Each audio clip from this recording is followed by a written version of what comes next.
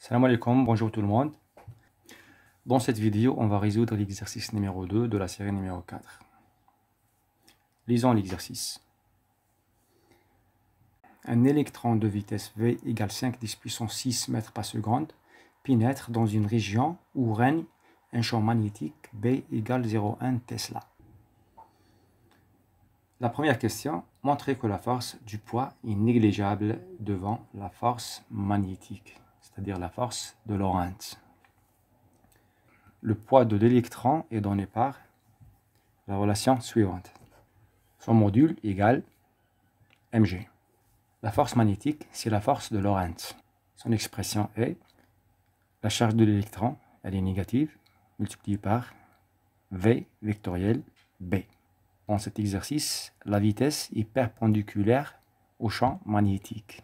Donc le module de F est donné par. Calculons maintenant le rapport entre le poids et la force magnétique. Application numérique. On peut remarquer que le rapport entre le poids et la force de Lorentz est très faible devant 1. Donc la force du poids est négligeable devant la force magnétique. Passons à la deuxième question. Déterminer la nature du mouvement de l'électron ainsi que les caractéristiques de sa trajectoire. Pour déterminer cette nature, faisons une étude dynamique. L'étude dynamique commence toujours par la représentation des forces.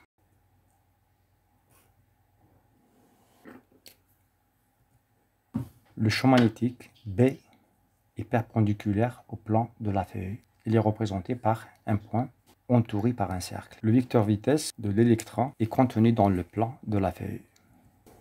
La direction de la force de Lorentz est perpendiculaire au plan défini par le vecteur vitesse et le vecteur champ magnétique. Puisque la charge de l'électron est négative, le sens de la force magnétique est le sens opposé de V vectoriel B.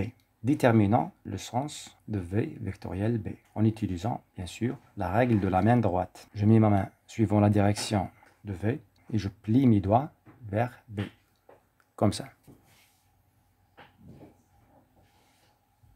Je plie vers B. La force de Lorentz est dirigée dans le sens opposé de V vectoriel B.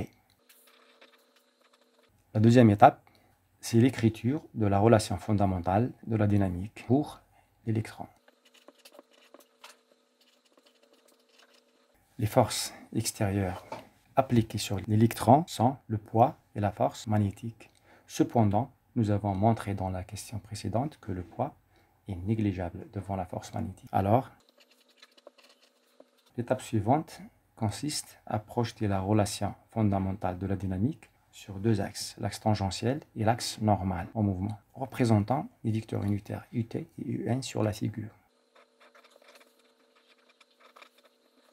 Par projection suivant le vecteur unitaire UT, on obtient la projection de F est nulle car elle est perpendiculaire à la direction du mouvement. La projection de A, c'est la composante intrinsèque AT. Par définition, AT égale la dérivée de la valeur algébrique de la vitesse par rapport au temps. Comme AT égale 0, on déduit que la vitesse est constante. Donc on peut conclure que la vitesse est constante. Alors, quelle que soit la trajectoire, le mouvement est uniforme. Projetons maintenant, suivant le vecteur unitaire, UN. Par projection suivant UN, on obtient F égale M AN.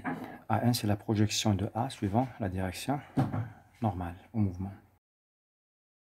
Nous savons que F égale E, la charge élémentaire, multipliée par la vitesse, multipliée par B, le champ magnétique, égale la masse, multipliée par AN. AN, c'est la vitesse au carré divisé par ρ, le rayon de courbure de la trajectoire. Écrivons ρ en fonction du reste. Alors, ρ égale M la masse, multiplié par la vitesse, divisé par la charge élémentaire et le champ magnétique. Toutes ces grandeurs sont des constantes. Alors, le rayon de courbure est constant. La trajectoire qui possède un rayon de courbure constant, c'est un cercle. Donc, la trajectoire est circulaire. Donc, le mouvement est circulaire uniforme.